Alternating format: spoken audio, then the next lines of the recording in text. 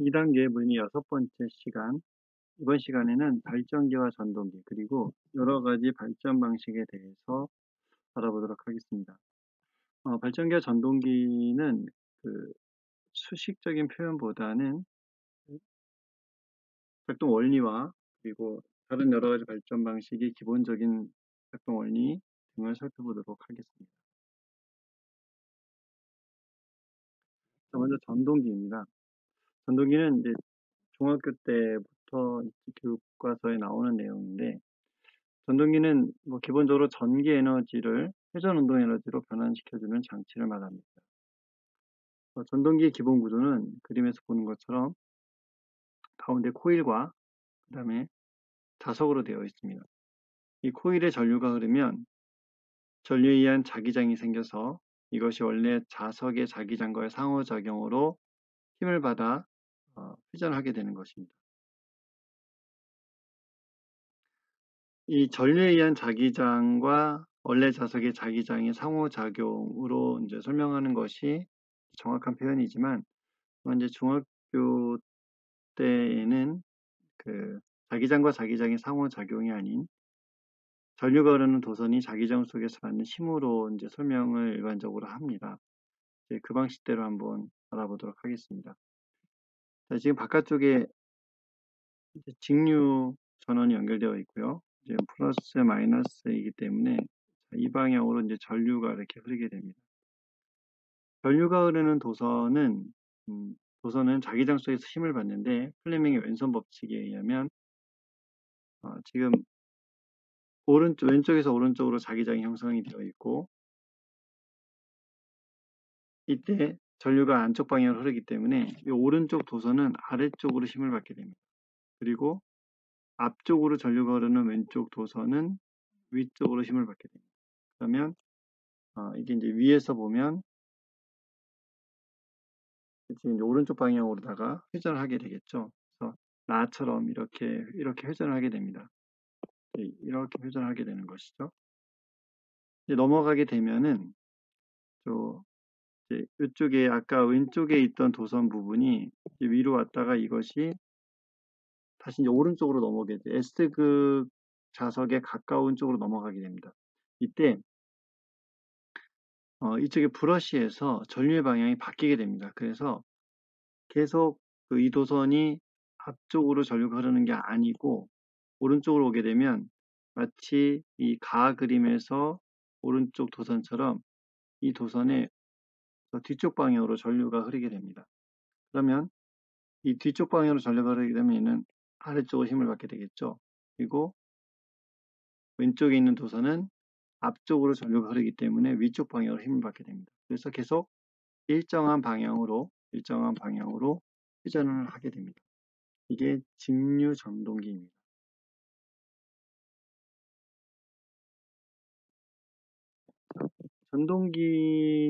전동기는 이제 전기 에너지를 회전 운동 에너지로 바꿔준다면, 발전기는 그 전동기가 이제 반대로 회전 운동 에너지를 전기 에너지로 변환시켜주는 장치입니다.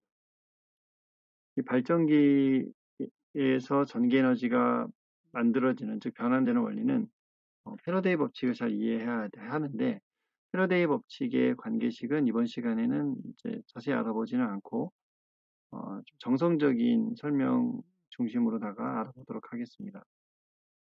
패러데이 법칙을 좀 간단히 설명을 하면, 이 도체 고리, 여기에서는 이런 디귿자형 고리가 되겠죠.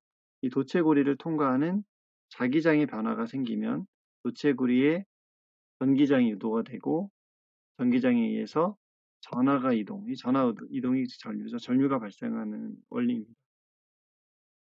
여기서 이제 자기장의 변화라고 했는데, 좀 더 정확하게 얘기하면 자기장과 고리 면적의 곱인 자기 선속이 있습니다. 이 자기 선속의 변화가 이제 전기 에너지를 만드는 것이죠. 근데 지금 이 발전기에서는 이 자기장은 여기서 이제 N극, S극이 있으면 이 녹색 화살표로 표현되어 있는 것인데 이 자기장이 변하지 않고 일정하게 되겠죠. 그리고 이 고리도선이 회전하면서 이 자기장을 바라보는 면적이 계속 바뀌게 됩니다. 이게 이제 변화하게 되는 것이죠. 변화하게 되면 결과적으로 자기 선속의 변화가 생기고 이것이 전류를 유도해냅니다. 패러데이 법칙에서는 이 자기 선속의 변화를 방해하는 그런 자기장을 만드는 방향으로 전류가 유도된다라고 표현을 하는데 그 개념이 조금 어려울 수 있기 때문에 오늘은 이제 정성적인 설명 중심으로 보도록 하겠습니다. 그럼 이 고리 면적의 변화는 어떻게 생기냐? 자, 다음과 같은 그림으로 볼 수 있습니다. 이 그림을 앞쪽에서 보게 되면 여기서는 지금 이제 이미 이 코일이 이렇게 수직으로 서 있는 건데 지금 이 그림은 이제 여기에 해당이 되겠고요. 이것이 지금 여기서는 앞에서 봤을 때 이렇게 시계 방향으로 회전을 하는 것이죠. 여기 그 위쪽에 있는 그림에서는 반시계 방향으로 되어 있는데 요거는 이제 그 발전기의 구조를 보여주는 그림이고 이제 같은 방법을 하려면 이건 이런 식으로 하면 되겠죠. 그럼 이제 전류 방향도 바뀌게 될 텐데 이쪽 방향은 좀 별개로 하고 아래쪽 그 그림을 중심으로 한번 알아보도록 하겠습니다. 자, 이것을 앞에서 봤을 때 시계 방향으로 회전시킨다면 이 자기장 왼쪽에서 오른쪽으로 향하는 N극에서 S극을 향하는 자기장을 마주보는 면적이 지금은 5개의 선에 걸쳐 있다면 여기는 지금 3개의 선에 걸쳐 있고 여기는 1개의 선이죠. 거의 통과하는 게 없다고 할 수 있죠. 회전하게 되면 다시 3개, 다시 5개 이렇게 해서 그 면적을 통과하는 자기장의 세기가 계속 바뀌게 됩니다. 바뀌게 되면 그 바뀌는 것을 방해하는 방향으로 전류가 유도가 되게 되는 것이죠. 여기서는 지금 이걸 A, B, C라고 하면 A에서부터 C까지는 면적이 감소하면서 오른쪽으로 통과하는 게 점점 감소하게 되겠죠. 감소하게 되면 그 감소되는 것을 보충하기 위해서 오른쪽 방향에 자기장이 유도가 되고 그러면 위에서의 그림과 반대 방향으로 이거를 이제 한번 위에서 이렇게 그려볼까요? 이렇게 그린다면 여기서부터 여기까지는 이런 전류가 유도가 되게 됩니다. 반대로 여기서부터 여기까지는 갈수록 점점 면적이 증가하게 되죠. 증가하게 되니까 오른쪽으로 증가하는 것을 여기서 증가는 변화죠. 증가하는 것을 방해하기 위해서 왼쪽 방향에 자기장이 유도되고 그 자기장을 만드는 전류는 위에서 봤을 때 이제 위쪽에서 본다면 이렇게 반시계 방향으로 전류가 유도가 되어 흐르게 됩니다.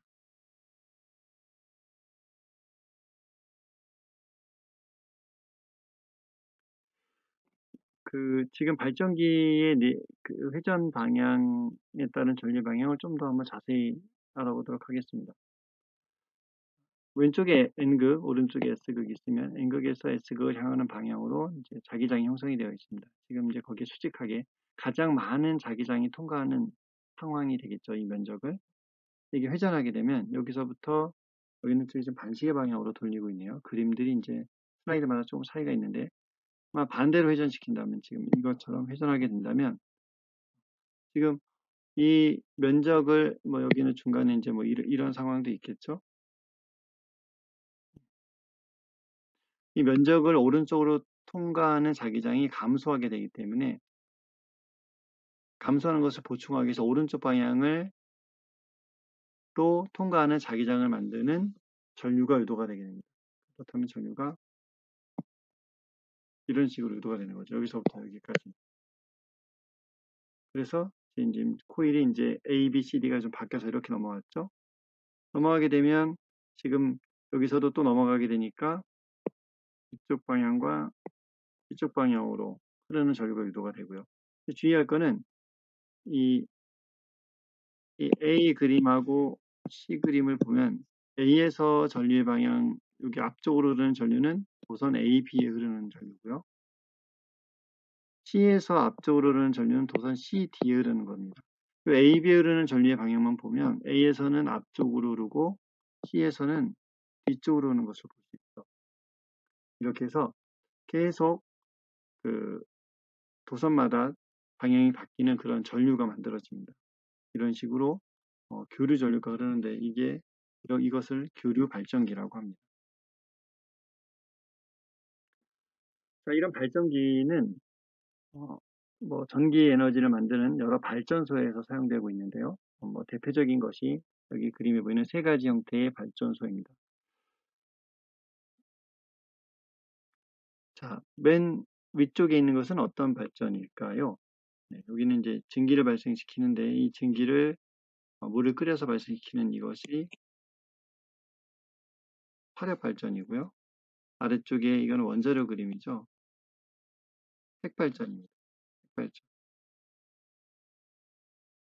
화력 발전하고 핵발전은 그 증기를 발생시키는 열 에너지를 만드는 차이만 있죠. 그 화력 발전은 화석연료인 석유, 천연가스 등을 태워서 발생하는 열로 물을 끓여요. 보일러에서.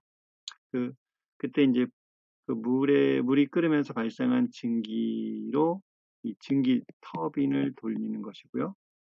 핵발전은 핵분열 과정에서 일어나는 열로 역시 보일러에 물을 끓여서 증기를 발생시킵니다.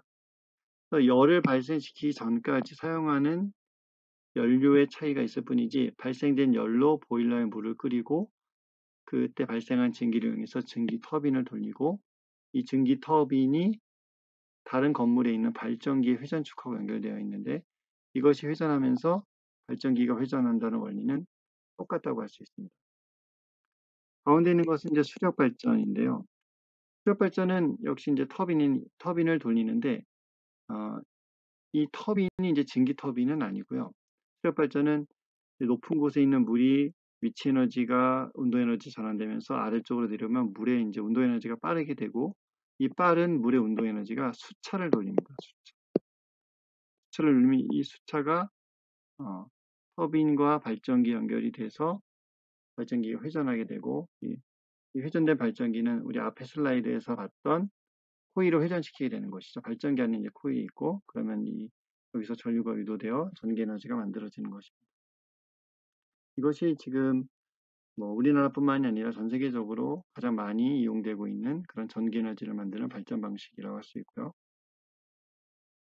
그 이외에 태양열 발전, 태양광 발전이 또 있습니다. 태양열 발전은 앞에서 봤던 화력 발전이나 핵 발전하고 매우 유사합니다. 이것도 이런 그 반사 거울을 이용해서 매우 높은 열을 모으고 그 모은 열로 보일러에 물을 끓이고요. 그 발생된 그 증기를 이용해서 증기 터빈을 돌리는 것이 똑같다고 할 수 있습니다. 반면에 태양광 발전은 이름은 비슷하지만 매우 다릅니다.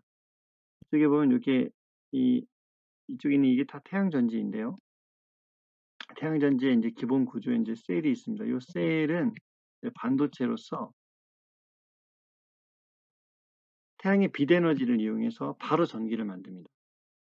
지금까지 앞에서 봤던 핵발전소, 수력발전소, 화력발전소, 태양열 발전소는 다 교류 발전기를 작동시켜서 교류 전기를 만든다면 태양광 발전은 전기 방향이 일정한 이런 직류 전기를 만듭니다. 이런 것이 지금 차이점이라고 할 수 있겠고요. 아마 앞으로는 태양광 발전을 이용한 발전이 점점 증가할 것이라고 기대를 하고 있고 그 효율 측면에서도 신재생 에너지, 즉 기존의 화력 발전, 핵 발전 등을 대체할 수 있는 대체 에너지로서 지금 기대를 모으고 있고요. 태양열 발전도 비슷하게 많은 기대를 모으고 있는 발전 방식이라고 할 수 있습니다.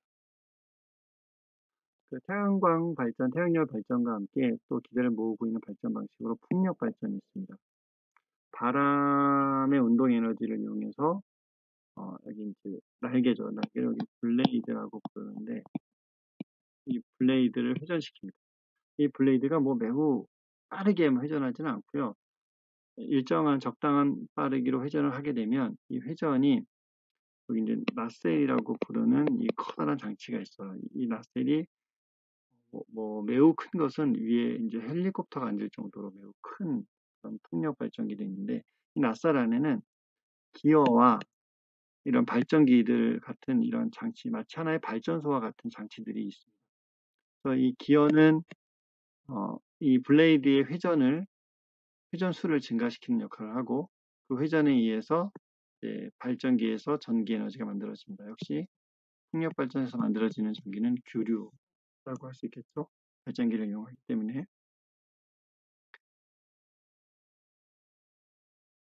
우리나라에서 하고 있는 그런 대표적인 신재생 에너지로서 그 태양광이나 풍력 이외에 조력 발전이 있습니다.